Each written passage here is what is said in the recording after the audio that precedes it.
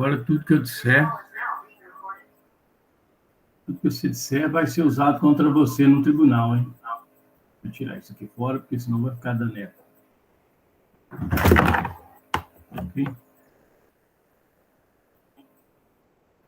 Bom, então, o que é, no caso, né, um resistor ômico e o que é um resistor não ômico? Muito bem. No caso, você está enxergando aí minha tela, né? Branco, uma folha com linha? Tô sim. Então, beleza. Então, o que acontece? Você já sabe que a função de um resistor, basicamente, é colocar resistência num circuito elétrico, né? Então, quando você tem lá o resistor, estou fazendo um aqui, ó. Esse resistor, basicamente, ele tem uma resistência elétrica, ok? Então, o que é um resistor ômico e o que é um resistor não ômico? Veja bem, tem alguns tipos de resistores que a gente faz o seguinte, veja só. Imagina que você pega um resistor e liga ele numa tensão qualquer, uma voltagem, tá certo? Automaticamente, você lembra do trio, né? Quem vê sempre ri. Então, toda vez que você liga uma tensão elétrica em um resistor, automaticamente vai circular uma certa corrente, beleza? Então, se você aplica tensão no resistor, tem corrente. Ótimo. Então, se a gente aplica uma tensão de 10 volts, vamos imaginar que nesse resistor passa uma corrente de 2 amperes. Ok? O que acontece com o resistor ômico? O resistor ômico vai acontecer o seguinte. Se a gente dobra a tensão, 20, sabe o que acontece com a corrente? A corrente dobra também. Se a gente triplica a tensão, o que acontece com a corrente? A corrente triplica também. Tá certo? Isso é o que acontece com um resistor ômico. E o que significa isso? Você dobrar a tensão, dobrar a corrente, você triplicar a tensão, você triplicar a corrente. Significa que quando você divide V por I em todas as situações, o que você vai ter, na verdade? 10 por 2, 5. 20 por 4, 5. 30 por 6, 5. Se você ver bem, o que é V sobre I? É, na verdade, o valor do R. Tá ok? Por quê? Porque como V é igual a RI, se você trouxer o I para cá, ó, V sobre I é o R. Então, o que acontece? Em um resistor ômico, eu posso variar a tensão, que automaticamente varia a corrente na mesma proporção, de tal forma que a resistência elétrica do resistor permanece constante. Entendeu? Então, você pode dizer... Oi? Não ia falar que eu entendi, é porque na atividade eu tinha feito isso mesmo. Só que os dois deram a mesma resistência, né, o tempo todo. Eu pensei que eu podia estar fazendo errado. Não, é isso mesmo. Se dá resistência ao mesmo tempo, o tempo todo, significa que o componente é ômico. Entendeu? Agora, um detalhe. Os condutores, eles são ômicos só durante um certo tempo, entendeu? Eles são ômicos só para um determinado valor de tensão e de corrente. Então, às vezes, entrou alguém... Bom dia, Marcos Daniel. Bom dia, Marcos. Nós estamos comentando aqui o que é um condutor ômico e o que é um condutor não ômico, né? Porque o Ramon me perguntou sobre a lista, né? Então, o Ramon e o Marcos, né? Claro. Quando você tem um condutor e ele é ômico, como eu te disse, ele é ômico só para uma faixa de tensão e de corrente. Então, por exemplo, às vezes você tem um condutor que está bonitinho. Você aplica nele uma tensão. Vou fazer aqui uma molecagem, tá? Vamos fazer de conta que você aplica nele 8 volts passa nele uma corrente de 4 amperes. Você aplica nele 16 volts, passa uma corrente de 8 amperes. Olha aí, ó, dobrou tensão, dobrou corrente. Triplicando a tensão, 24 volts, triplica a corrente, 12 amperes. E assim por diante. Você vai pegando um resistor ou um condutor ômico e vai fazendo essas alterações com ele. Obviamente, a relação V sobre I, a gente vê aqui claramente que ela é constante, né? Veja, dá 2, 2 e 2. Ou seja, é um resistor de 2 ohms. Como a resistência dele é constante, enquanto eu mudo a tensão e mudo a corrente, eu posso considerar esse resistor, sem medo nenhum, como sendo um resistor ômico. Ok? Agora, imagine que eu vou lá e quadruplico a tensão. Tá certo? Pulo aqui para 32 volts. E aí, de repente, a corrente não quadruplica. Ao invés da corrente passar, né? Veja bem, eu quadrupliquei. O que deveria acontecer aqui? A corrente deveria ir para 16 amperes. Mas vamos imaginar que eu vou lá e a corrente vai só para 14 amperes.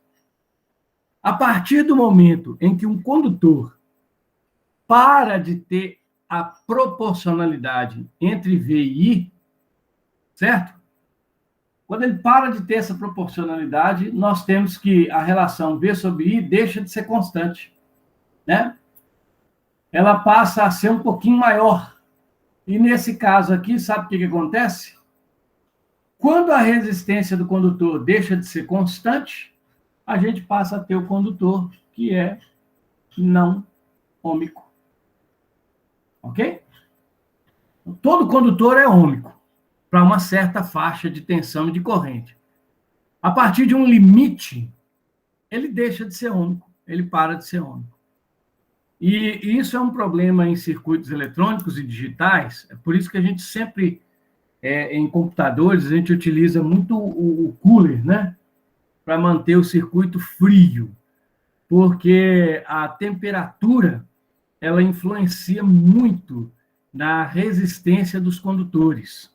Então, quando um condutor esquenta, a tendência é que a resistência dele diminua, ou seja, ela varia com o tempo, né? Com a temperatura. E aí o condutor pode deixar de ter comportamento ômico e passa a ter comportamento não ômico. Isso é extremamente indesejado em circuitos eletrônicos. É isso?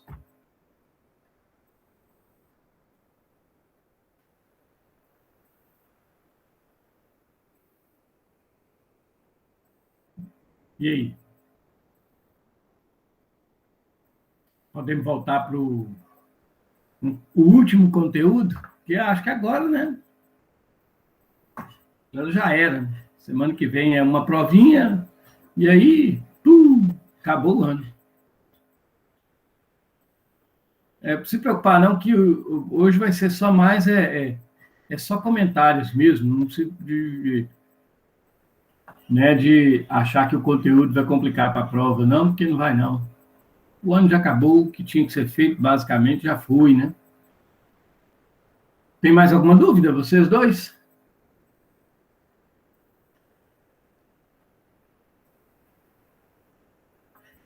Não?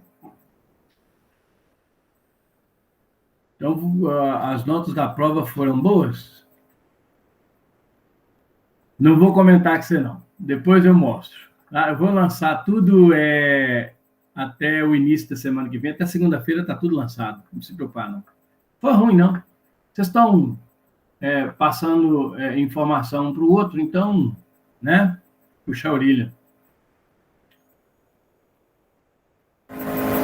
Mas aí o que acontece é o seguinte. Nós vamos dar uma esticadinha aí no final da eletrônica, e eu vou comentar com vocês só um pouquinho, porque na última aula a gente falou um pouquinho, né, sobre capacitores, mas faltou algumas informações importantes a respeito de capacitores, e embora a gente não vá analisar nenhum circuito, porque não dá tempo, né, o ano já acabou praticamente, é importante que vocês tenham algum conhecimento mínimo, né, a respeito de capacitores. Ok? É muito importante mesmo. Então, hoje, nós vamos falar um pouquinho de capacitores e vamos voltar também, né, de algumas coisas das aulas anteriores, né, para a gente poder rever, ok? Então, basicamente falando, o capacitor é isso que está aqui, ó, né? Eu estou apresentando para vocês aqui algumas imagens, né, de capacitores. Em eletrônica, pessoal, em eletricidade, basicamente, a gente fala que o capacitor ele é um componente, tá, que tem como função armazenar energia, armazenar carga elétrica, ok? O capacitor ele é feito, né, com chapas de metal. Então, por exemplo, o que a gente faz? A gente pega chapas metálicas e coloca uma perto da outra, sem que elas se toquem. Na época de Michael Faraday, né, um dos grandes nomes aí da eletricidade, talvez a gente pode dizer que é um dos maiores, né, físicos da eletricidade, Faraday inventou o capacitor, tá? E ele inventou o capacitor até praticamente sem querer, né, de certa forma. Então, se a gente pensar num capacitor, é como se fossem duas folhas metálicas, né? Aqui é papel, mas as folhas do capacitor são metálicas. Você coloca as folhas uma perto da outra, sem que elas se toquem. Ou, no caso, para evitar que elas se toquem, às vezes a gente pega as folhas do capacitor, ok? E coloca alguma coisa entre elas, um material isolante, né? Você pega lá, põe as folhas, uma aqui, outra aqui, e põe alguma coisa entre elas, de forma que isso vire um sanduíche, beleza? As folhas metálicas são chamadas de placas. São as placas do capacitor. Também são chamadas de, igual está ali, armadura. Na prática, a gente fala das placas, ok? E o material isolante que a gente põe entre elas para evitar que as placas se toquem, a gente chama de dielétrico, ok? O dielétrico ele pode ser papel, ele pode ser madeira, ele pode ser vidro, ele pode ser porcelana, cerâmica, ele pode ser mica, que é um tipo de mineral, ele pode ser óleo, tá? Existem muitos capacitores a óleo. Bom, enfim, ele pode ser qualquer material isolante, beleza? Então, você pega placas metálicas, coloca uma perto da outra com material isolante no meio, praticamente, você construiu um capacitor. E não precisam ser placas retas, né? Os capacitores hoje, eles são feitos com placas enroladas, como acontece, né, de aparecer aqui nessa figura, né? Você pega um sanduíche, metal isolante, e enrola aquele trem. Enrola ele, né? Fazendo um cilindro. O cilindro é um capacitor enrolado. Os capacitores enrolados normalmente são chamados de capacitores eletrolíticos. E são capacitores que têm uma grande capacidade de armazenar carga elétrica. A capacidade que um capacitor tem de armazenar carga elétrica, a gente chama de capacitância. Eu já falei isso. Tá? Eu já disse isso aqui algumas vezes. Ok? Então, por exemplo, aqui nós temos um capacitor. Ok? Esse é um capacitor. Tá? Deixa eu fechar essa cortina aqui que tem luz demais. Então, olha aqui. Isso aqui é um capacitor. Um deles. Gigantesco, diga-se de passagem. Né? Pois bem, aqui, ó, a gente tem outro capacitor. Ó, bem menor, mas também é um capacitor eletrolítico, né? São placas metálicas enroladas em forma de cilindro. Agora, aqui eu vou apresentar para vocês, né, um capacitor diferente, tá?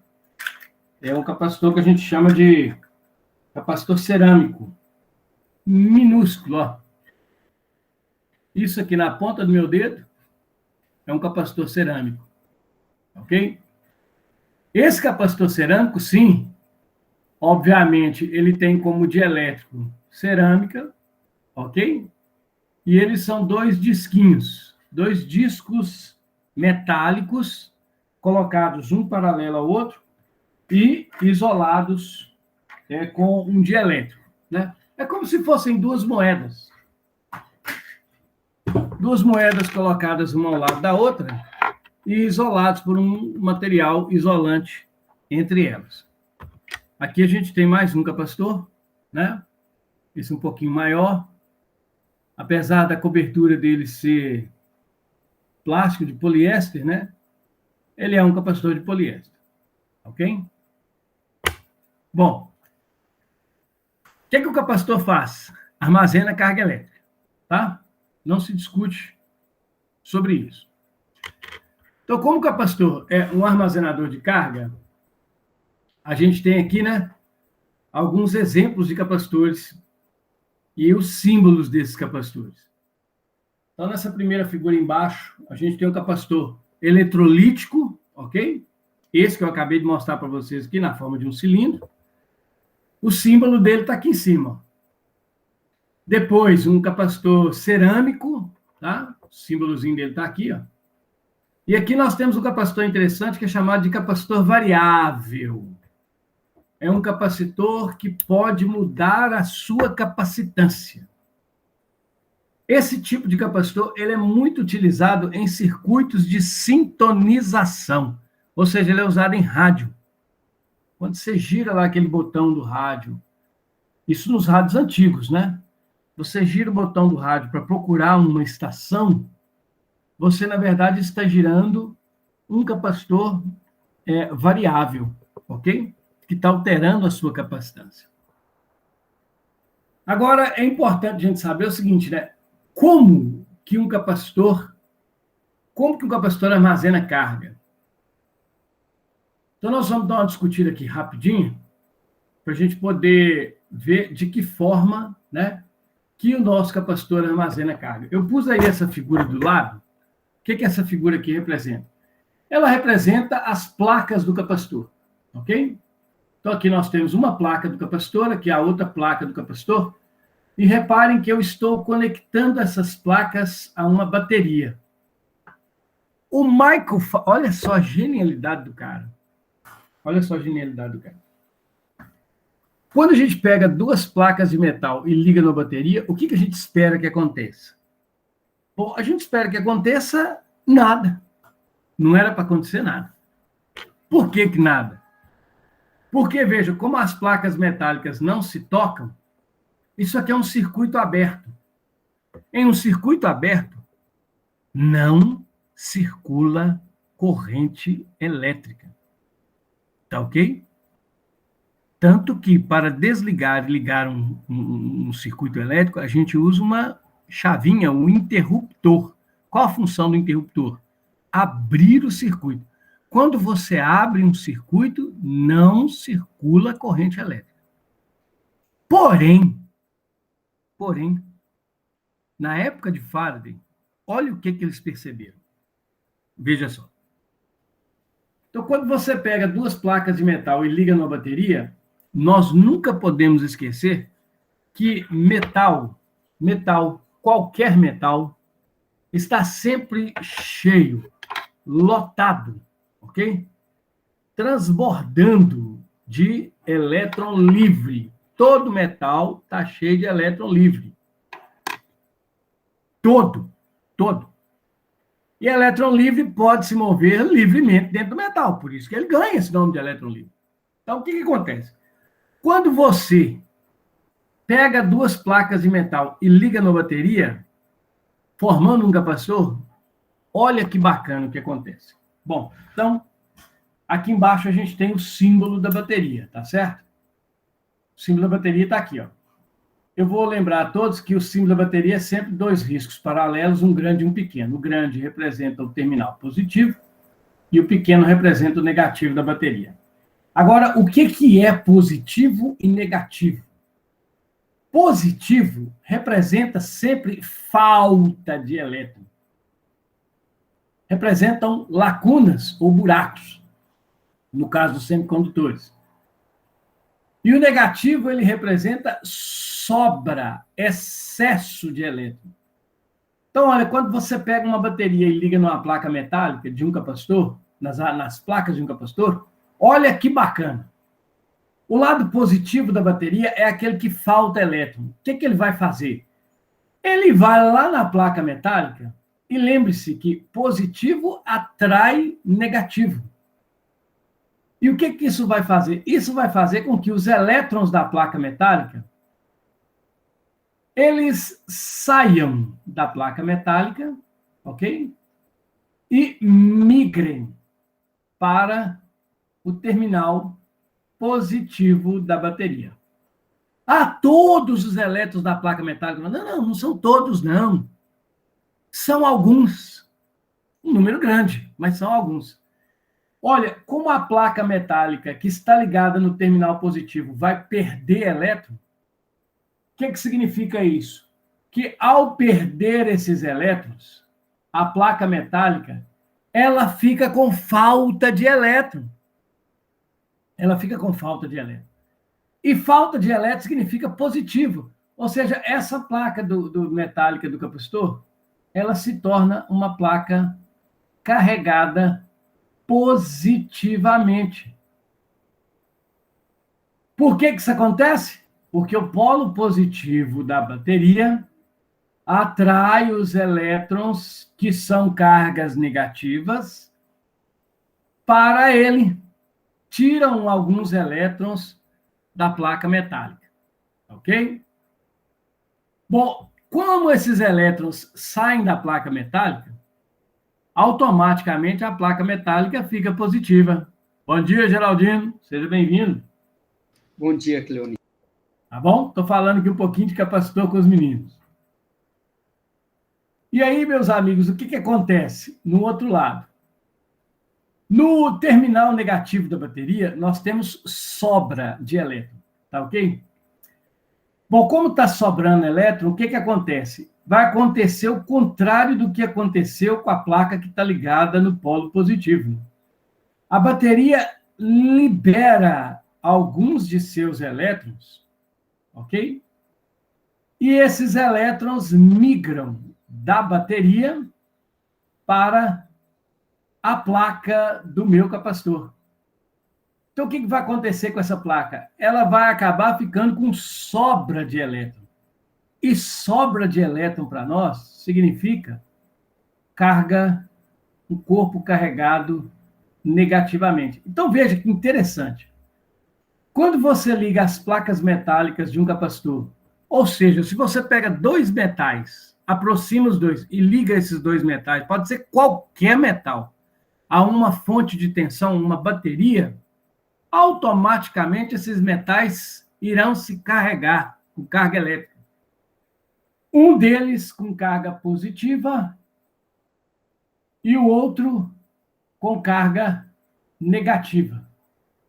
Olha, galera, interessante é o seguinte: se depois que isso acontece, a gente vai lá no capacitor e tira a bateria fora, o que acontece? Acontece um negócio muito bacana. Se você vai lá, carrega as placas do capacitor e desfaz a ligação desse capacitor com a bateria, o que acontece na verdade? O que o Faraday observou é que, quando a gente tira essa bateria fora, as placas continuam carregadas.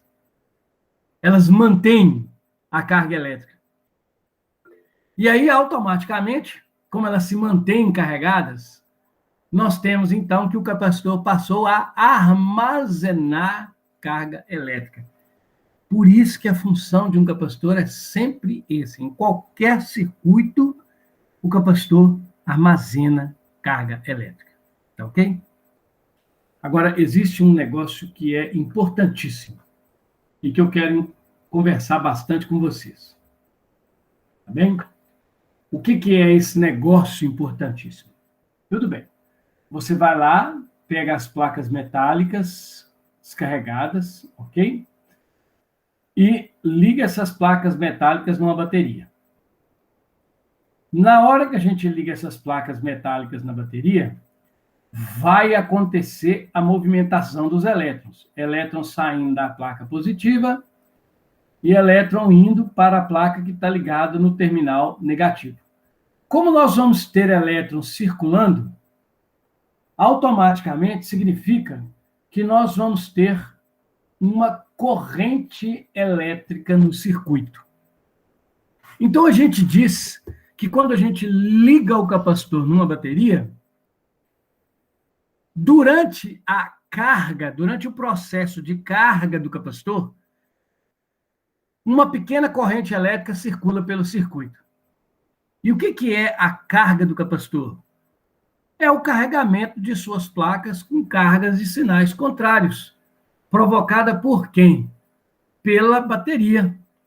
Pela atração dos elétrons de uma placa pelo lado positivo da bateria, pela doação de elétrons para outra placa pelo polo negativo da bateria. Enquanto isso estiver acontecendo, enquanto tiver elétron indo do polo negativo da bateria para a placa e elétron saindo da outra placa e indo para o polo positivo da bateria, estabelece-se uma corrente elétrica no circuito, ok? Agora, o que acontece depois de um certo tempo? Depois de um certo tempo, vai acontecer das placas estarem carregadas. Depois que as placas estão carregadas, uma delas com carga positiva e a outra com carga negativa, a partir do momento que essas placas estão carregadas, embora a bateria esteja ligada no circuito, não circula corrente no circuito. Então, quando o capacitor se carrega, a corrente no circuito, ela deixa de existir. E aí, o que o capacitor faz? Ele armazenou carga e passa a funcionar como se fosse um circuito aberto. Consequentemente, a corrente passa a ser zero. Então, vamos entender isso. Eu tenho um capacitor lá, pronto. As placas dele estão descarregadas. Se eu ligar ele lá na bateria, o que acontece? Ele vai se carregar, ok? Durante o processo de carga, vai existir uma corrente elétrica no circuito. Durante a carga. Enquanto o capacitor estiver recebendo e perdendo elétron, vai existir uma corrente elétrica no circuito. A partir do momento em que as placas se tornam carregadas, a corrente elétrica não existe mais. E aí, o capacitor passa a se comportar como se fosse um circuito aberto. Está claro isso? Agora, como eu disse, isso dura um tempo. Que tempo que é esse? Esse tempo, na prática, ele é muito pequeno. Quanto maior é a capacitância do capacitor, mais tempo ele demora para carregar. E, obviamente, quanto menor é a capacitância do capacitor, menos tempo ele demora para carregar. Mas, teoricamente, tá, galera? Esse tempo ele é infinito para qualquer capacitor. Tá? Porque, teoricamente, você sempre pode acrescentar ou você sempre poderá tirar a carga elétron da placa metálica do capacitor. Então, na teoria, esse tempo ele é muito longo, mas na prática ele é praticamente instantâneo. A carga do capacitor acontece praticamente de forma instantânea. Bom, então, um pouquinho a respeito, né, do capacitor eletrolítico, aquele que eu mostrei para vocês. Capacitor eletrolítico. Os capacitores eletrolíticos, eles normalmente são capacitores de alta capacidade de armazenamento de carga. Ou seja, são capacitores que têm grande capacitância, ok? E eles são polarizados. Significa que eles têm um polo, né, negativo e um polo positivo. O polo negativo ou o polo positivo, o terminal negativo ou o terminal positivo, normalmente eles são identificados, ou um ou outro. No caso aqui da figura que está aparecendo para vocês, vocês estão vendo um capacitor eletrolítico e aqui assim a gente tem uma faixa clara no corpo dele com um sinalzinho de menos. Esse sinalzinho de menos diz que o terminal que está desse lado é o negativo e, portanto, do lado oposto, esse aqui, é o terminal positivo. Agora, não é todo capacitor eletrolítico que é polarizado. Existe o capacitor que a gente usa em áudio, né, em equipamentos de som, principalmente quando faz caixas de som, aquelas caixas de som de carro, né? Que o capacitor não é polarizado. O Geraldino quer fazer uma pergunta? Manda bala. Cleonil, coisa é o seguinte, essa garrafa de Leyder funciona como um capacitor, correto? Ela é um capacitor. Ela é um capacitor, sim. Ela é um capacitor, isso. Mas, quando eu ligo essa bateria, os terminais, né, dessa garrafa de Leyder, nessa bateria de 12 volts, nada acontece. É porque ela precisa de uma voltagem maior? Não acontece. Aí que está o negócio. Acontece. Ela armazena carga. Só que não chega da faísca nem nada. Justamente. Como está lá no gerador de Van der Graaf. Sim. Mas é porque aí entra, né, a discussão que eu estava fazendo com os meninos aí a respeito de ômico e não ômico. Certo. O que nós vamos ter nessa situação? Quando você pega a garrafa de Leyden, né, você está com ela aí, depois eu vou abrir o áudio, o vídeo para você mostrar para os meninos, né? Ok. A garrafa de Leyden, né, que é basicamente, a gente faz ela com um pote qualquer, né? E enche esse pote com papel alumínio ou com palha de aço, aliás, qualquer metal, né? O papel alumínio é melhor para a gente mexer. E aí a gente põe um terminal de contato e forra a garrafa do lado de fora também com metal, um papel alumínio normalmente. A gente forra esse vidro aqui do lado de fora com papel alumínio. Então, o que acontece? Ô, Geraldino, a coisa é a seguinte. Quando você pega a garrafa de Leyden e liga ela numa bateriazinha de 12 volts, ela vai armazenar a carga. Ela vai armazenar a carga. Só que ela vai armazenar uma diferença de potencial de apenas 12 volts. Porque o capacitor, ele é carregado com uma tensão sempre igual à da bateria que nós ligamos nele.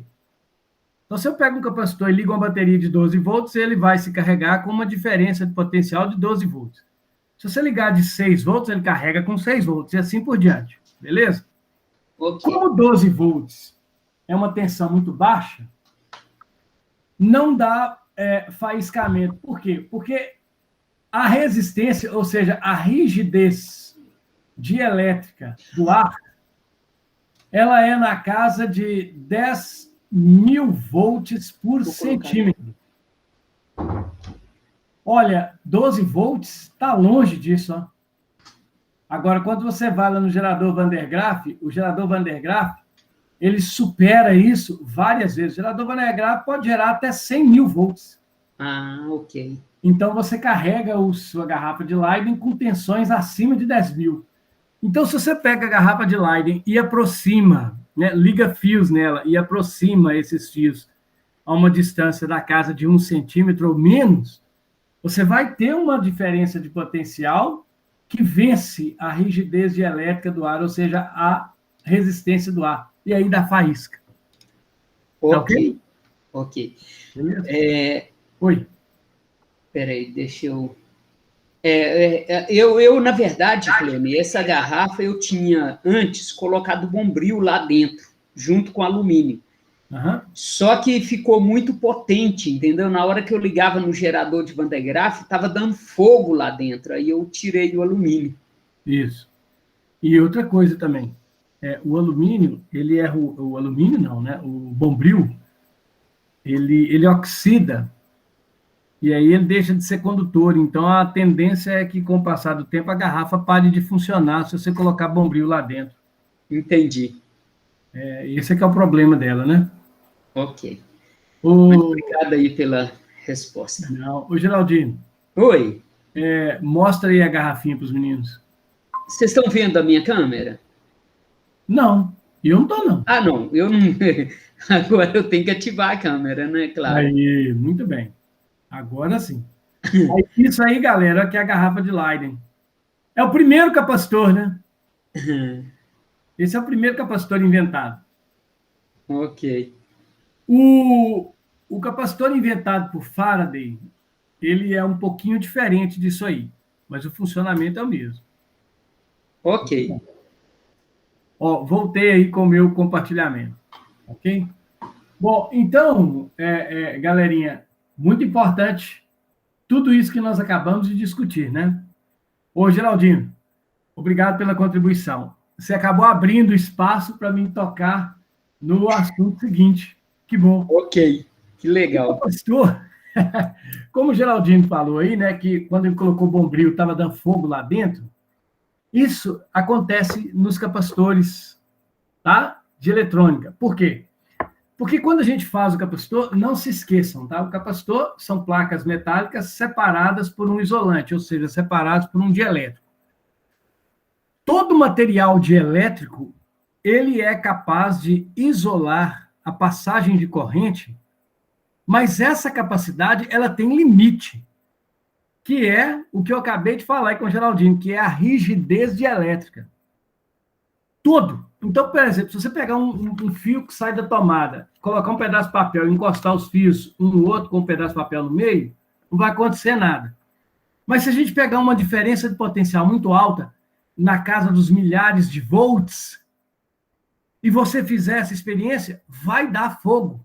Vai dar fogo. Por que vai dar fogo?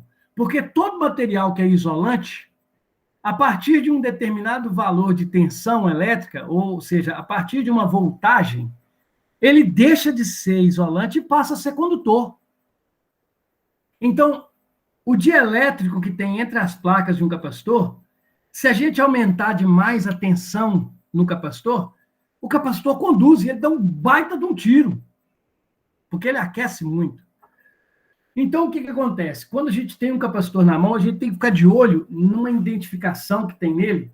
Essa identificação é chamada de tensão de isolação, ou também chamada de tensão de ruptura do capacitor. O que é essa tensão? Ela representa a voltagem máxima que eu posso aplicar no capacitor sem que o dielétrico dele conduza, sem que ele entre em curto-circuito e se danifique. Agora, é importante a gente saber o seguinte, que quanto maior é a tensão de isolação de um capacitor, melhor é para eu trabalhar com ele, porque ele dá segurança, a gente não corre o risco dele explodir dentro de um circuito elétrico. Só que quanto maior é a tensão de isolação, maior também é o capacitor. E aí o capacitor se torna caro. Então entra aquela equação que todo engenheiro tem que resolver. Olha, eu quero uma margem de segurança, mas eu não quero gastar muito, então nós temos que otimizar o circuito. Normalmente, quando a gente faz a substituição de um capacitor no circuito, a gente faz isso utilizando capacitores que têm uma tensão de isolação igual ou superior à tensão máxima que existe no circuito. No caso dos computadores, a gente tem tensões de 12 volts, de 5 volts, de 3,3 volts. Algumas fontes têm tensão de 1,3 volts e assim por diante. Então, os capacitores da placa-mãe, elas devem ter tensões acima de 12 volts. Um pouquinho acima de 12 volts. Pode ser valor de mercado, 16 volts. Tá? Então, os capacitores da placa-mãe têm tensão de isolação de 16 volts. Por quê? Porque está acima da tensão máxima da placa, que é de 12 volts.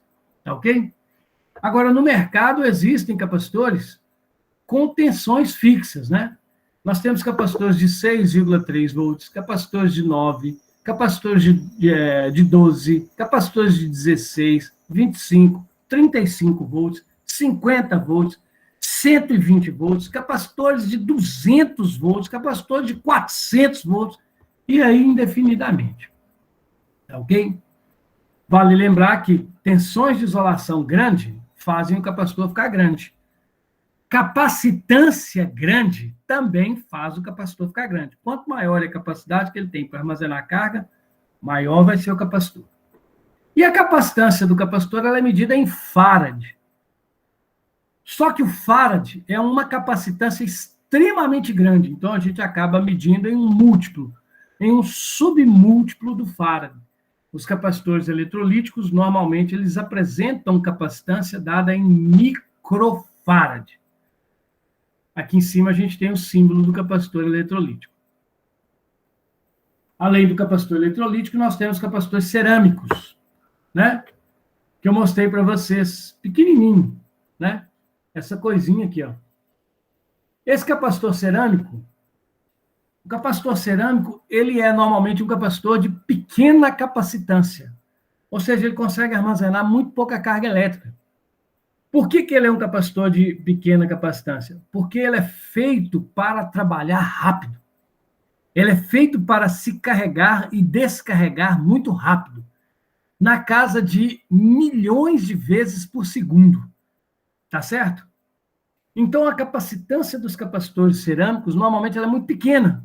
Ela não é dada nem em microfarad, ela é dada em um submúltiplo menor ainda, ela é dada em picofarad. Puta merda, o que é picofarad, né? Pois é. Então, o que é o picofarad? Veja bem, a capacitância de um capacitor, ela é dada nesses submúltiplos do farad, né? O que é? Nós temos como submúltiplos o milifarad. O milifarad é o milésimo do farad. Um milésimo de farad. É 10 a menos 3 farad. Nós temos o microfarad, que é um milionésimo do farad. É a capacitância desses aqui, ó. Que é o 10 a menos 6 farad. Nós temos o nanofarad, tá? Que é um bilionésimo do farad. E nós temos o picofarad, que é um trilionésimo do farad, 10 a menos 12 farad. É uma capacitância extremamente pequena, minúscula, razão pela qual esses capacitores se carregam extremamente rápido e podem carregar e descarregar milhões de vezes por segundo, até bilhões de vezes por segundo. Normalmente, o capacitor eletrolítico, ele é um capacitor que funciona lento. Então, ele é utilizado em circuitos de baixa frequência. O capacitor cerâmico é um capacitor extremamente rápido. Ele é utilizado em circuitos de alta frequência. Em uma placa mãe de computador, capacitores cerâmicos são encontrados em um número extremamente alto. Porque na placa mãe nós temos circuitos que funcionam com frequências altíssimas, né? Na casa aí dos gigahertz. Ok? Bom, agora o capacitor cerâmico, ele nos joga de volta naquele código numérico que nós já aprendemos como mexer com ele, né? Como o capacitor cerâmico ele tem um corpo muito pequenininho, escrever nesse corpo, às vezes, é muito difícil. E aí a gente faz uso, né, do código numérico, que nós aprendemos lá para os resistores SMD. O código numérico do resistor SMD é igual ao código numérico do capacitor cerâmico. Então, por exemplo, vejam bem aqui, ó, eu coloquei a imagem de um capacitor de 104. Esse 104 é a capacitância dele, mas ela não indica 104 picofarad. A gente tem aquele mesmo procedimento, né? A gente considera os dois primeiros números e o último número é a quantidade de zero que eu coloco depois, né? Então, um capacitor de 104 não é um capacitor de 104 picofarad, mas ele é um capacitor de 100.000 picofarad. Para um capacitor cerâmico, isso é um valor altíssimo, tá? Então, você tem aqui um capacitor de 104, 100 mil picofarads. A capacitância do capacitor cerâmico é em picofarads sempre, a não ser que seja indicado no corpo dele. Às vezes vem indicado que não é em picofarad, é em nano, mas vem escrito. Então, no caso aqui, ó, nós temos um capacitor de 100 mil picofarad. Como o nanofarad, olha o que eu vou dizer aqui agora, hein? Como o nanofarad é 1000 vezes maior do que o picofarad, eu posso expressar a capacitância do meu capacitor de 104, que é 100 mil picofarad, eu posso expressá-la em nano. Como? Tiro 3 zeros daquilo ali. Ou seja, eu divido essa capacitância por 1000. 100 mil picofarad é a mesma coisa, tá? Que 100 nanofarad. Ó, que trem louco. É. Por quê? Porque 1 farad é 1000 milifarad. 1 milifarad são 1000 microfarad. Então, um capacitor de 1000 microfarad, como é o caso, por exemplo, né, desse aqui, o capacitor de 1000 microfarad é um capacitor de 1 milifarad. Olha que bacana. 1 microfarad vale 1000 nanofarad. E 1 nanofarad vale 1000 picofarad. Então, eu posso falar que 100 mil picofarad é a mesma coisa que 100 nanofarad. Ou seja, um capacitor de 100 nanos. Esse aqui, galera, é um capacitor de 333. Ele é um capacitor de 33 mil picofarad. Ou seja, ele é um capacitor de 33 nanofarad. Complicado, né? É isso. Esse é o código numérico dos capacitores. Então, eu pus aqui alguns exemplos, né? Para a gente poder entender. Vejam bem. Olha aí, ó. Começa com o capacitor 104. Tá vendo? Então, você vai lá, mantém as duas primeiras casas, e isso aqui, ó, indica a quantidade de zeros. Olha, o 10 está aqui, e aí nós temos aqui depois 4 zeros. 222 conserva os dois primeiros números que estão aqui, e depois deles a gente põe a quantidade de zeros. Olha aqui, ó, 2 zeros. 2.200 picofarads. Divide isso por 1000, vira 2,2. Quando você divide o picofarad por 1000, você transforma o picofarad em nanofarad. Então, 2.200 picofarad equivale a 2,2 nanofarad. Ó, vamos entender isso. Ao 103, conserva os dois primeiros números, está aqui, e coloca depois a quantidade de zeros. Olha aqui, ó, 3 zeros. Então, veja, nós temos um capacitor de 10 mil picofarad. Vamos dividir isso aqui por 1000. 10 mil dividido por 1000 vira 10. Então, 10 mil picofarad se transforma em 10 nanofarad. 682, conserva os dois primeiros. Coloca depois o número de zeros. Olha aqui, ó. Os dois primeiros, a quantidade de zero. 6.800 picofarad. Ou, dividindo por 1000, 6,8 nanofarad. Tem que fazer essa divisão por 1000? Não, não tem. Mas no meio da eletrônica é comum a gente fazer isso. A gente expressar a capacitância com a menor unidade possível. Ok? Com o menor número possível. Agora, se não tiver o terceiro número, né, se não tiver o terceiro, significa que a capacitância está dada. Não tem zero nenhum. Então, um capacitor de 22 é um capacitor de 22 picofarad. Um capacitor de 5, 5 picofarad. Um capacitor de 4P7, lembre-se que a letra ela entra no lugar da vírgula.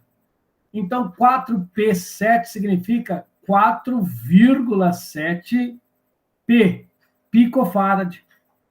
Se fosse um N, exemplo, 6N8, o que seria isso? Seria um capacitor de 6,8, só que nanofarad. Ok? Se for um 4Mi7, é um capacitor de 4,7 microfarad. Entendeu? Então, quando a letra vem no meio aqui, ó, ela está no lugar da vírgula. E a letra indica qual que é o submúltiplo do Faraday, do Farad, que está sendo utilizado. Aqui, no caso, 5,6 picofarad. Ok? Eu lembro, tá? Quando o capacitor não é em picofarad, vem a indicação nele. Vem a letra indicando qual que é o submúltiplo que está sendo utilizado. Ok? E também existe, né, além do código numérico, existem também algumas indicações de fabricante, algumas informações a mais nesse código numérico. Só que essas informações, galera, elas são importantes para o engenheiro eletrônico, para o projetista de circuito. Para nós que somos mortais e que, às vezes, vamos nos aventurar a consertar alguma placa um dia,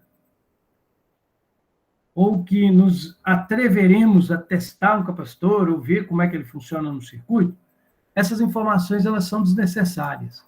Então, por exemplo, às vezes o capacitor ele vem com um conjunto de letras. Esse conjunto alfanumérico, né, que são letras e números, eles indicam, dentre outras coisas, a variação da capacitância, ou seja, a tolerância do capacitor. Eles indicam a temperatura máxima que o capacitor pode ser submetido, e também a temperatura mínima que o capacitor pode ser submetido.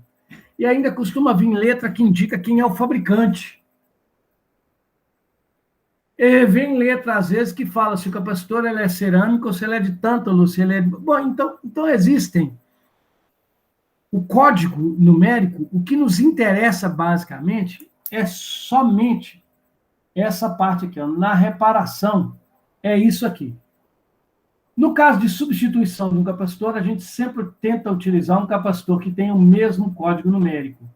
Em circuitos delicados, de extrema precisão, é necessário substituir um capacitor por um que seja idêntico, ou seja, que ele seja perfeitamente igual àquele que está sendo removido. Com todas as indicações idênticas, tá? Em circuitos de alta precisão. Na maioria dos circuitos, se eu respeitar a capacitância dele, eu já posso fazer a substituição do capacitor sem medo nenhum, sem preocupação nenhuma. E olha que bacana, às vezes o capacitor, ele também não vem com código numérico, ele vem com código de cores. Ei, aquelas tabelas de cor de novo? Sim! Às vezes a capacitância do capacitor é identificada pelo código de cores. Ah, mas vai misturar com resistor? É igualzinho. É igualzinho, a mesma coisa. Você começa contando de cima para baixo. E aí nós vamos ter, ó, a primeira faixa é o primeiro algarismo. Veja nesse exemplo aí. Uma faixa marrom, o marrom é algarismo 1. Né? Então, nós teríamos um capacitor de 1. A segunda faixa é preto, o preto é 0. Então, nós teríamos aqui, ó, 0. A terceira faixa é o multiplicador. Quem é o multiplicador? Laranja. Multiplicador laranja é vezes 1000. Ou seja, acrescentar 3 zeros. A quarta faixa corresponde à tolerância. A diferença é que no capacitor, nós vamos ter basicamente duas tolerâncias, né? Como a gente pode ver aqui, ó. Ou essa faixa é preta, indicando uma tolerância de 20%, ou essa faixa é branca, indicando uma tolerância de 10%. No nosso exemplo aqui, nós temos um capacitor de 10%. E a quinta faixa, aí diferencia do resistor. Porque a última faixa do capacitor, a faixa que está mais próxima dos seus terminais, ela indica a tensão de ruptura dele, a tensão de isolamento ou tensão nominal dele. Ela pode ser vermelha, que indica uma tensão de 250 volts, nós que está ruim de ler, hein? 250 volts. Ela pode ser amarela, que indica uma tensão de 400 volts. e ela pode ser azul, que indica aqui uma tensão de 600 volts. Tá ok? Então, no código numérico aqui para esse capacitor, nós temos um capacitor de 10 vezes 1000, ou seja, nós teremos um capacitor de 10.000 picofarad. É um capacitor de 10.000 picofarad. Ou um capacitor de 10 nanofarad. Aí, ó. Olha aí, ó, dividir o picofarad por 1000, ele vira nano. Então, nós temos aqui um capacitor de 10.000 picofarads, ou 10.000 nanofarads, com 10% de tolerância, e que funciona com uma tensão de 250 volts. Nossa! Que tem difícil. Outro exemplo. Capacitor verde, 5.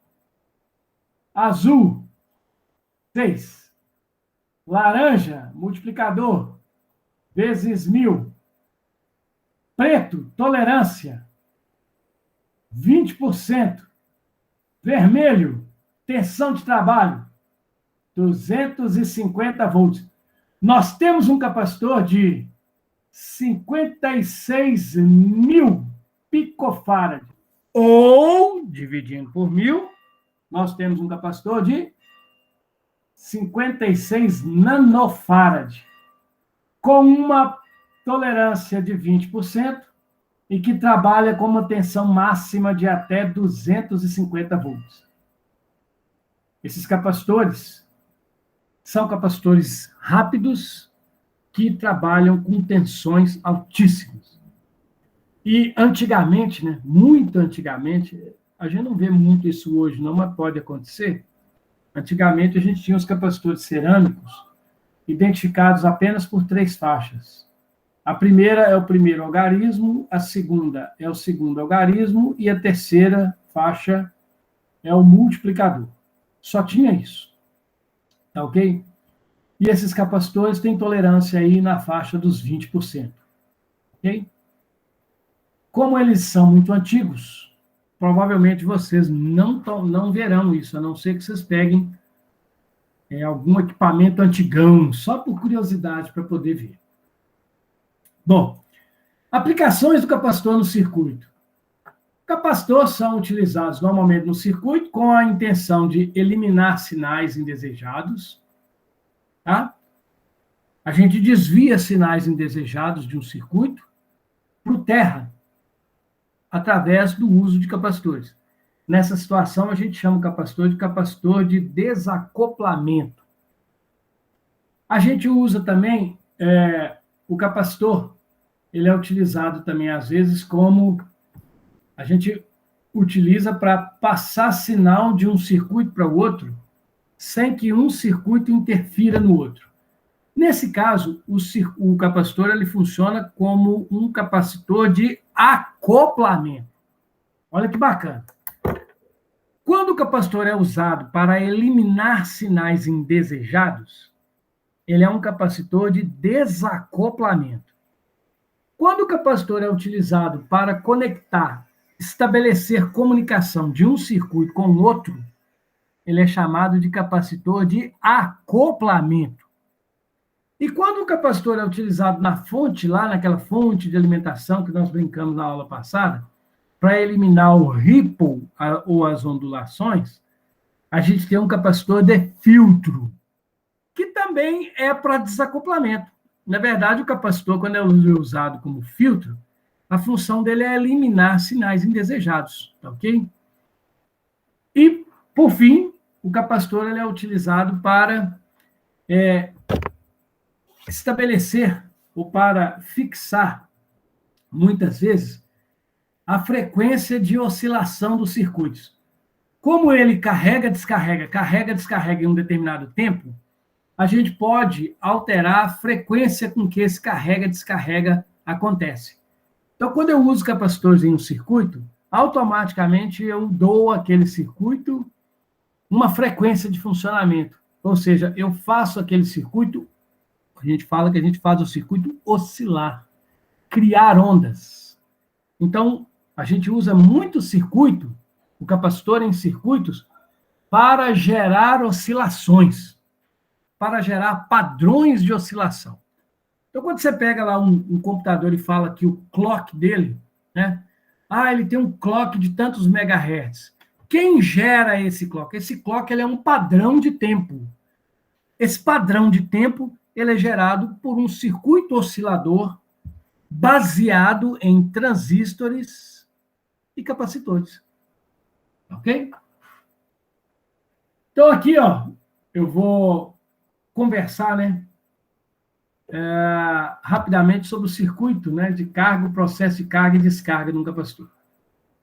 E eu gostaria que vocês entendessem esse processo rapidinho, tá? Na verdade, para a gente poder compreender o que o computador faz no circuito, tá ok? O computador não, que o capacitor, né? Desculpa aí.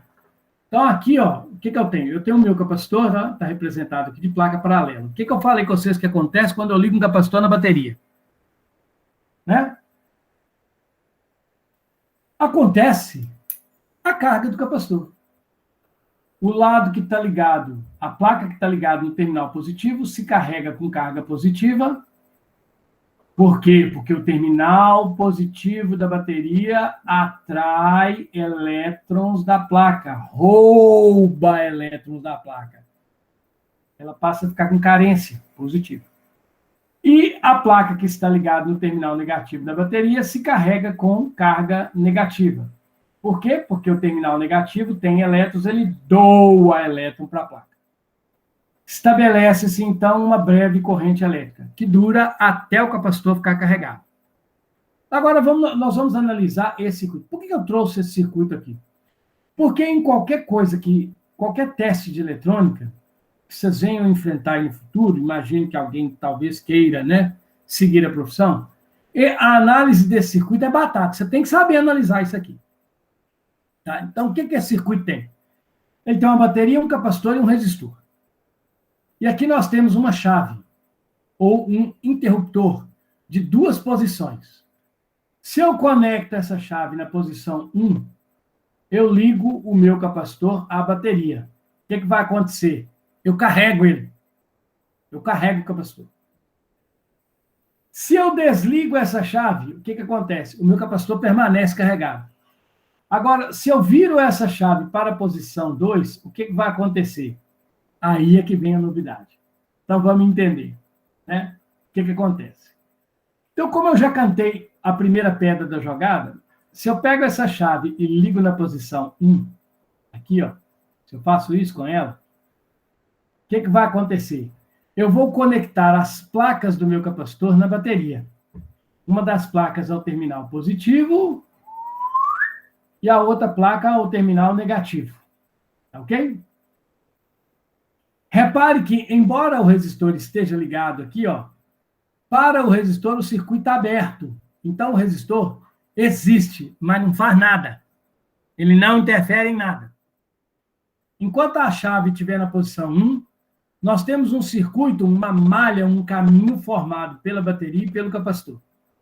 Liguei a chave na posição 1, o capacitor se carrega. Quer dizer, a placa positiva e surge aqui uma placa negativa. Então, o capacitor se carrega com essa polaridade.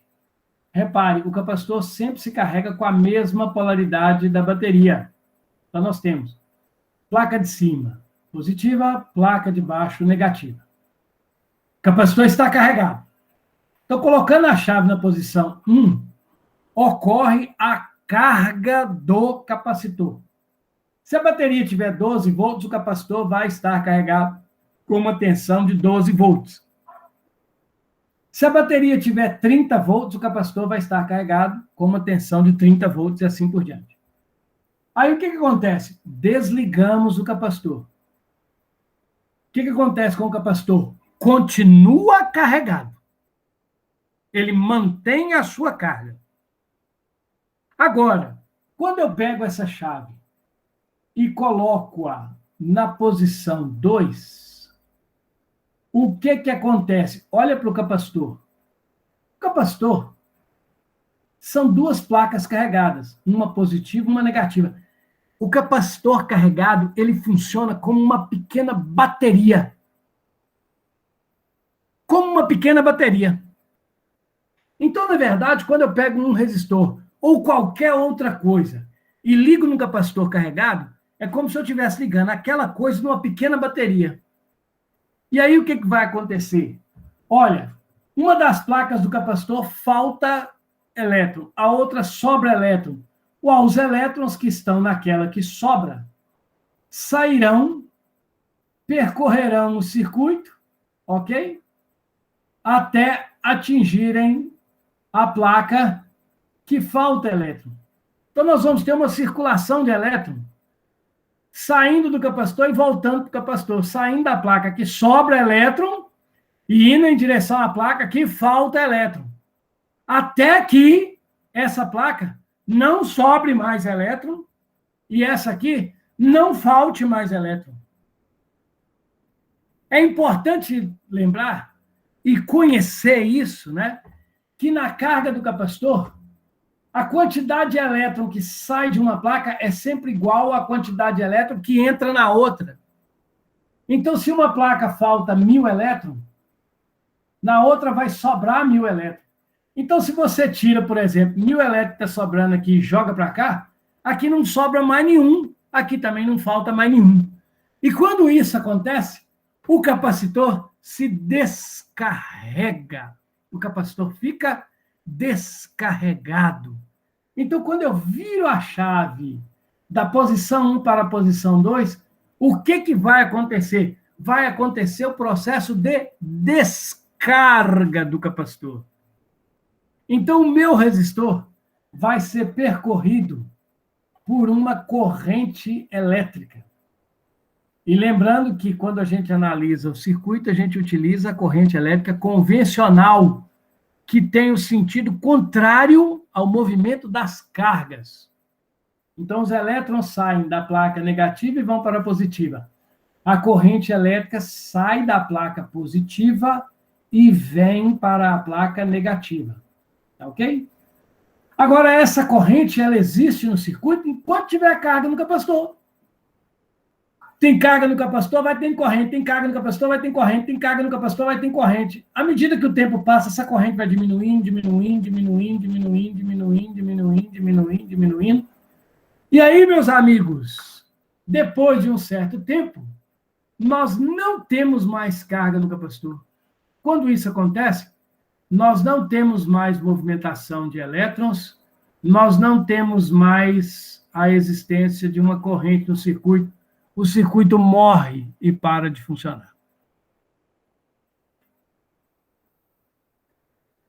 Então, é importante, o Enem já cobrou isso, e no curso superior você vai ter que falar sobre isso muito, né? No momento, veja bem, somente no momento em que se inicia, tá ok? No momento em que se inicia a carga do capacitor, no meu circuito aqui, ó, o resistor fica submetido a uma voltagem que é igual à voltagem da bateria. Tá ok? É como se eu ligasse o resistor na minha bateria. Então, vale para esse circuito a expressão quem vê, ri. Então, por exemplo, imagine que isso aqui é um resistor de 5 ohms. Isso aqui é uma bateria de 30 volts. Na hora que eu carreguei o capacitor, ele também se carrega com uma tensão de 30 volts. Então, na hora que eu ponho o capacitor para descarregar no meu circuito, qual que é a corrente elétrica, qual que é a intensidade da corrente elétrica que circula por esse circuito? Essa corrente é V sobre I, é V sobre R, desculpa. No nosso caso aqui, seria 30 volts para 5 ohms, ou seja, nós teríamos uma corrente de 6 amperes. Claro, isso aqui é um exagero, né? Estou exagerando demais. O capacitor não faz isso. Mas, veja bem, essa é a corrente que circularia nesse circuito no momento em que se inicia a carga do capacitor. no momento em que a chave é colocada na posição 2. Com o passar do tempo, essa corrente vai diminuindo, vai diminuindo para quanto? Não sei, não quero saber, e azar de quem sabe. Não responda isso. Você vai responder isso lá no curso de Eletromagnetismo 1, quando o seu professor de eletromagnetismo te ensinar a calcular, usando equações diferenciais integrais, qual é a equação de descarga do capacitor. Ok? Mas no momento em que se fecha a chave, nós podemos utilizar com o nosso feijão com arroz. Nós podemos determinar que feijãozinho com arroz. Quem é o feijãozinho com arroz? Quem vê, ri. Portanto, a corrente inicial de descarga do capacitor, que é a corrente máxima que ele consegue funcionar, que ele consegue oferecer ao circuito na sua descarga, ela é dada pela lei de Ohm. Quem vê, ri. Aqui está o nosso exemplo de carga da corrente máxima no início da descarga do capacitor.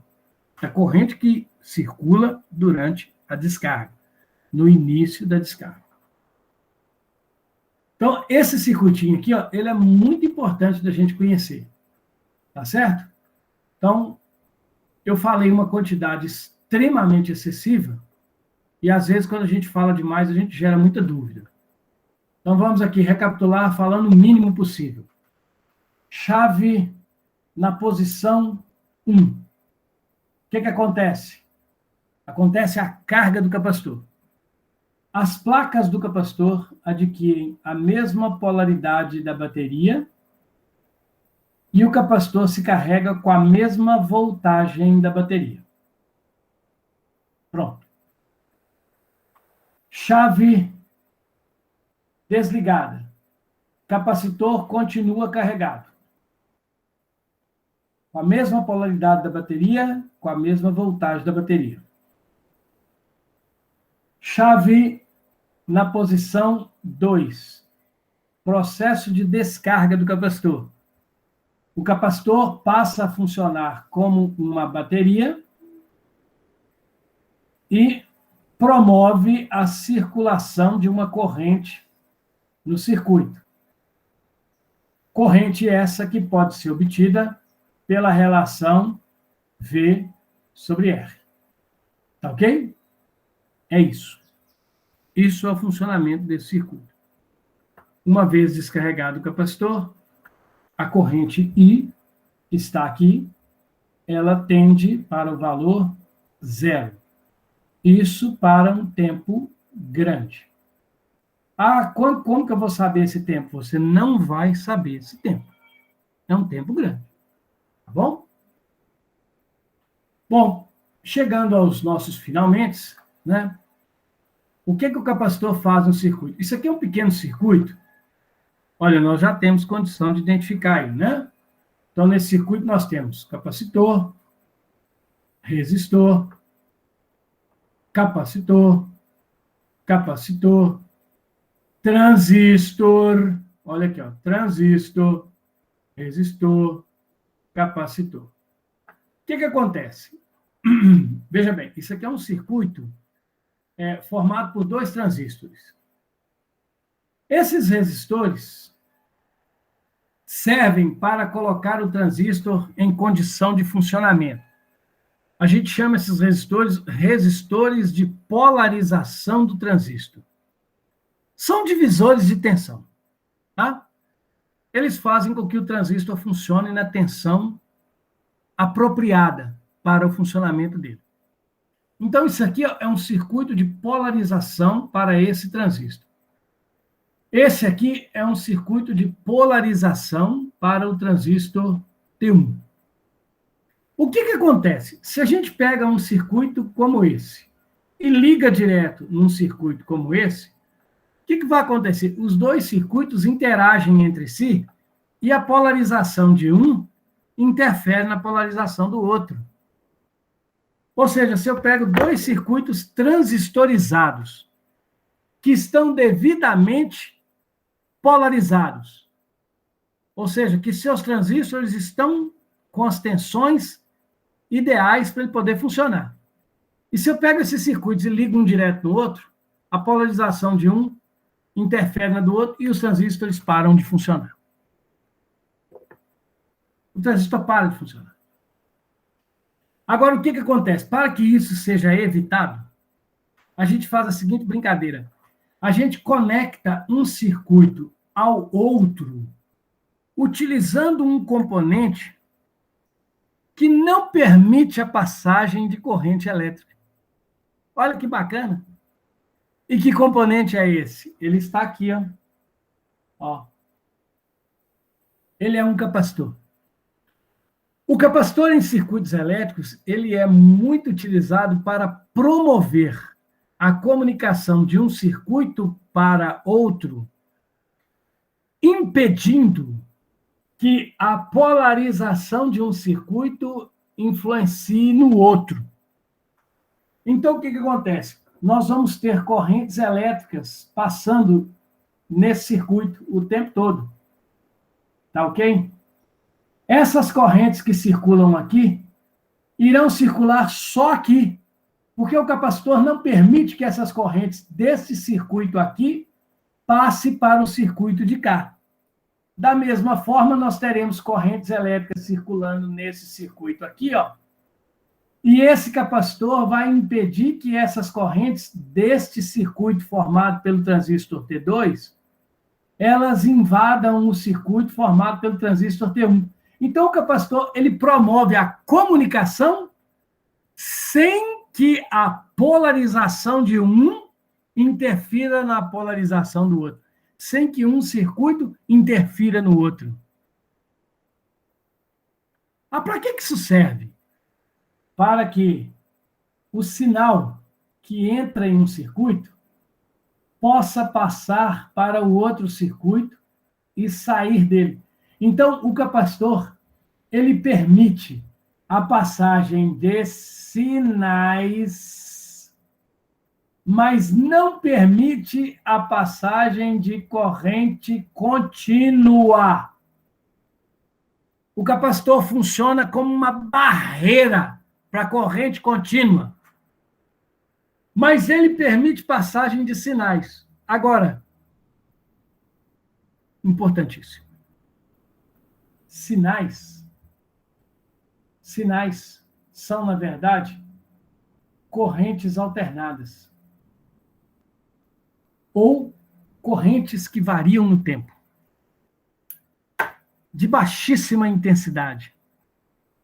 Tão baixa que não interferem no funcionamento de circuito nenhum.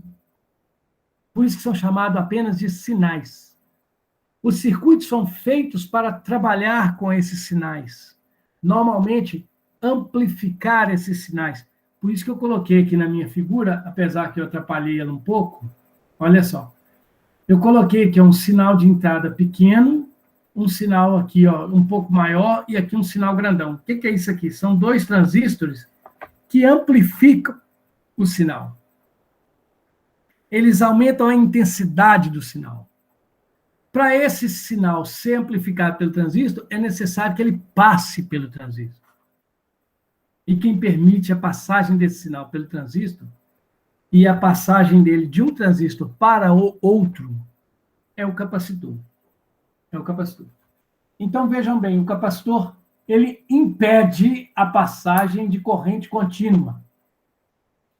Mas ele permite a passagem de corrente alternada. Ele permite a passagem de sinais. Por que ele permite a passagem de sinais? Bom, é uma discussão um pouco complexa, complicada, mas ela é possível de ser entendida. A gente só precisa saber o seguinte, o que é uma corrente alternada? Vou desmanchar isso aqui, não.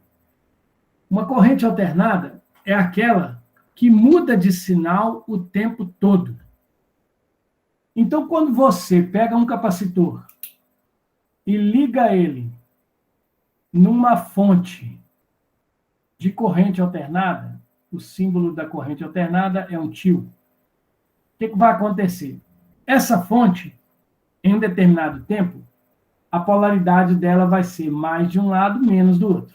O que vai acontecer com o capacitor? Ele vai se carregar com um lado positivo e o outro negativo. Beleza? Capacitor carregado. Só que essa fonte, ela inverte com o passar do tempo. Então, em um determinado instante, ela é mais de um lado, menos do outro. Algum tempo depois, o que acontece com essa fonte? Ela inverte. Ela inverte.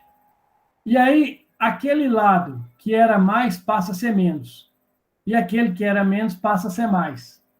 E aí, o que acontece? O capacitor se descarrega e carrega de novo. Ele inverte a sua carga. Se carregando do jeito que a fonte está agora. Só que aí, o que acontece? De repente, a fonte volta de novo. Aí o capacitor descarrega e carrega de novo. Aí a fonte vira de novo. Aí o capacitor descarrega e descarrega de novo. Então, o capacitor fica carrega, descarrega, carrega, descarrega, carrega, descarrega, carrega, descarrega, carrega, carrega, carrega, descarrega, carrega, descarrega, carrega, descarrega. Então ele fica nesse ciclo, carrega, descarrega, o tanto de vezes que a fonte fizer isso. É isso que a corrente alternada faz com o capacitor. Fica fazendo ele carregar e descarregar o tempo todo. Como ele carrega e descarrega o tempo todo, nós temos passagem de corrente o tempo todo. Então, para a corrente contínua, o capacitor carregou, ele não passa a corrente mais. Ele funciona como um circuito aberto. A corrente contínua é barrada. Mas na corrente alternada, quando ele fica carrega, descarrega, carrega, descarrega, carrega, descarrega, ele nunca fica carregado. Então ele nunca barra a corrente. Então, meus amigos, o capacitor num circuito de corrente alternada, ele funciona como uma passagem para a corrente alternada. A corrente alternada passa por ele como se não existisse nada. É como se o capacitor nem estivesse lá para a corrente alternada. Ou seja, para sinais. Mas para a corrente contínua, ela não passa mesmo. Ela não passa. Então, o capacitor ele funciona como uma barreira para a corrente contínua, mas como uma passagem para a corrente alternada. Então, isso é um conselho importante. Se algum dia você tiver um capacitor na mão e ligar ele uma fonte de tensão contínua, não vai acontecer nada. Se você enfiar ele na tomada elétrica, você vai ver um show de fogos. Você vai ver merda. É como se você pegar um capacitor e ligar em uma tomada elétrica, é a mesma coisa que você pegar um fio e ligar os dois polos direto. Tum! Ok? Pois é. Pois é. E, por fim, finalizando nossa conversa, tá? Eu quero mostrar para vocês, tá? Só mostrar, porque eu não vou cobrar isso de forma nenhuma. Ok? Só para mostrar para vocês os nossos... Salvar, porque eu preciso dele, né? Nós vamos guardar aqui. Eu quero mostrar para vocês os capacitores. Tá? Eu nem sei se eu salvei, do jeito que eu estou lerdo aqui. Rapidinho, tá? Prometo. Só apresentar, não vou discutir nada. Existem algumas equações que são fundamentais para o estudo de capacitor, que é a equação da capacitância e a equação da carga do capacitor. Nós não iremos nos enveredar por esse assunto, porque não dá tempo de fazer uma discussão apropriada. Então, eu vou fechar a nossa conversa de hoje, apresentando para vocês